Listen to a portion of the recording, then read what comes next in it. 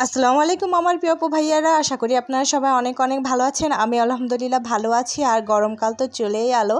আর গরমকালের সবজি হিসাবে, শাকসবজি হিসাবে আমরা কি কি চাষ করতে পারি ফেব্রুয়ারি এবং মার্চ মাসে, সেগুলো নিয়েই আজকে আলোচনা করব। আর তার সাথে কিভাবে করলে একটু বেশি সুবিধা হয় সেটাও আলোচনা করব। তো প্রথমেই হচ্ছে শাকের বিষয়টা নিয়ে আসি। আমরা হচ্ছে ছাদ বাগানে কিন্তু খুব সহজেই শাক চাষ করতে পারি। মাটিটা একটু ভালো করে তৈরি করে যদি আমরা কোনো শাক রোপণ করে থাকি, সেটা কিন্তু আমাদের অনেক দিন খাওয়া হয়, খুব ভালো হয়। তেমন কোনো যত্ন পরিচর্যা লাগে না, খুব কম পরিশ্রমেই কিন্তু শাক চাষ করা যায়।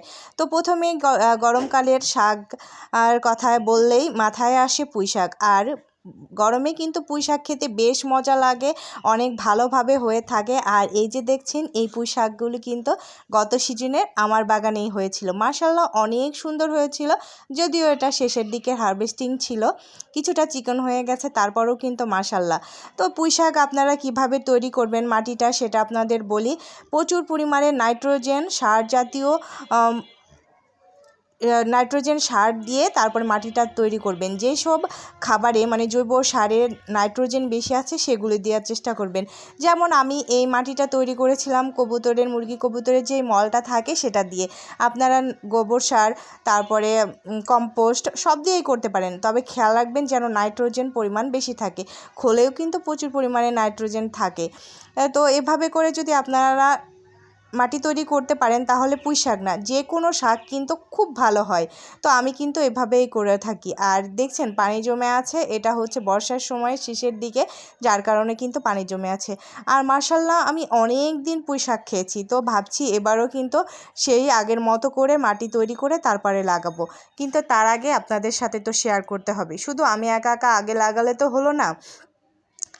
তারপরে মাথায় আসে কলমি শাক। কলমি শাক কিন্তু খুব সহজেই চাষ করা যায়। আপনি যদি একবার কলমি শাক লাগান, তাহলে কিন্তু আর পুরো সিজন জুড়ে আপনাকে লাগাতে হবে না। এমনকি কখনো কলমি শাকের বীজ বা ডাঁটা কিনতে হবে না, একবার লাগালেই হবে। যেমন এই কলমি শাকগুলো আমার নিজের গাছের বীজ থেকেই আমি কিন্তু করেছি। মাশাআল্লাহ দেখেন কত সুন্দর হয়েছে। এখানে কিন্তু কোনো প্রকার সার দেওয়া হয়নি, শুধু মাটি তৈরির সময় নাইট্রোজেন সমৃদ্ধ একটু সার বেশি থাকার কারণে মাশাআল্লাহ অনেক সুন্দর হয়েছে। তারপরেই আসে কিন্তু লাল শাক। লাল শাক কিন্তু এখন 12 মাসই চাষ করা যায়, একটু যত্ন কেয়ার করলেই দেখা যায় লাল শাক খুব ভালো মতেও চাষ করা যায়। আর লাল শাকের পাশাপাশি ডাঁটাটাও কিন্তু খুব ভালো হয়। আর ডাঁটা শাক চাষ করলে সাথে কিন্তু কিছু ডাঁটাও খাওয়া যায়। শেষের দিকে কিছুটা পাতলা করে তুলে নিয়ে 2-1টা গাছ রেখে দিলে দেখা যায় খুব ভালো হয়। তারপরেই আসি পালং শাক। পালং শাক তো একবার লাগিয়ে আমি কিন্তু 3বার করে হচ্ছে খাই। দেখা যায় প্রথম 20 দিন পরে একবার হারভেস্ট করি, পরে হচ্ছে 10 দিন পরে, আবার পরে 10 দিনে, এভাবে 3বার করে হারভেস্ট করা যায় একই পুঁই গাছ থেকে। তো দেখেন আমি এক সাইডে কয়েকটা কিন্তু বীজের জন্যও রেখেছি। তো এতটুকু বেড থেকেই কিন্তু আমার পর্যাপ্ত পরিমাণে পালং শাক আমি পেয়ে থাকি। তারপরে আসি সবার গরমের একটা জনপ্রিয় শাক, পাট শাক। অনেকেই অনেক মজা করে খান, এটাও কিন্তু খুব সহজেই ছাদ বাগানে চাষ করা যায়।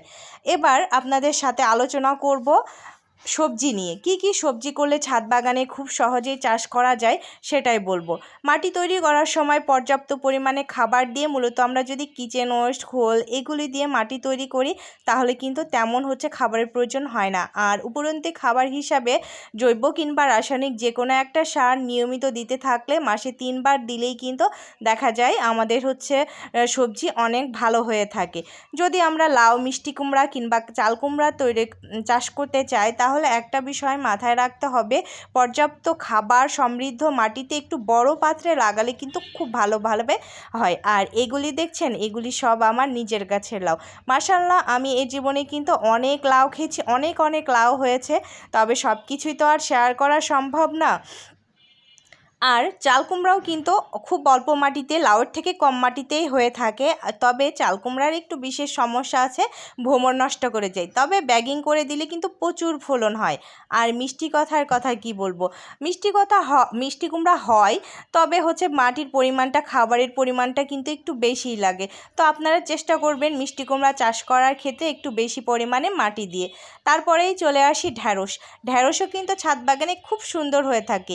5 লিটার 8 8 লিটার তেলের বোতলে এক একটা ঢ্যাঁড়স গাছ থেকে কিন্তু বেশ ভালো পরিমাণে ঢ্যাঁড়স পাওয়া যায়। তো আমিও এই যে লাগিয়েছি দেখেন 2 ধাপে, তো এই যে বের হয়েছে, আবার হচ্ছে কিছু বড় হয়েছে। তবে হচ্ছে ঢ্যাঁড়স কিন্তু আমি এবার প্রথমবার করছি, যদিও অনেকের অনেক ভিডিও দেখেছি। আমি কিন্তু সবার ভিডিও দেখতে ভালোবাসি, অনেক ভালোবাসি, গার্ডেনিং ভিডিওগুলি খুব পরিমাণে দেখি। তো এগুলি আগে লাগিয়েছিলাম, এগুলি দেখেন মাশাআল্লাহ কত সুন্দর মতো বড় হচ্ছে। খুব সহজেই কিন্তু ঢ্যাঁড়স করা যায়, তবে খেয়াল রাখবেন পানির পরিমাণ যেন খুব একটা বেশি না হয়। তারপরে শীতের আরও জনপ্রিয় সবজি, সেটা হলো ধুন্দুল কিংবা ঝিঙ্গা, যে কোনো একটা কিংবা দুইটাই আপনারা চাষ করতে পারেন। এটার টেস্ট কিন্তু অনেকটা একই। তো আমার মনে হয় যে কোনো একটা চাষ করলেই হয়ে যায়। আর বরবটির কথা আমরা কিভাবে ভুলি বলেন, শীত কিংবা হচ্ছে গ্রীষ্ম যে কোনো সময়ই করা যায়, তবে শীতকালে না করে ছিম চাষ করা যায়। আর ছিমের পরিবর্তে গ্রীষ্মকালে ঢ্যাঁড়স করলে কিন্তু অনেক ভালো হয়। আর কলার কথা কি বলবো বলেন, করলা যদি আপনি একটা থেকে 2টা গাছ লাগিয়ে রাখেন তাহলে প্রচুর পরিমাণে হয়, কেনা খেয়ে লাগে না। আর বেগুন তো সারা বছরই হয়, বেগুন তো প্রচুর পরিমাণে হয়ে থাকে, আপনারা যে কোনো সময় বেগুনটা চাষ করতে পারেন। শসাও মাশাআল্লাহ এখন হচ্ছে 12 মাস চাষ করা যায়, আমিও করে থাকি, একের পর এক শসা করে থাকি।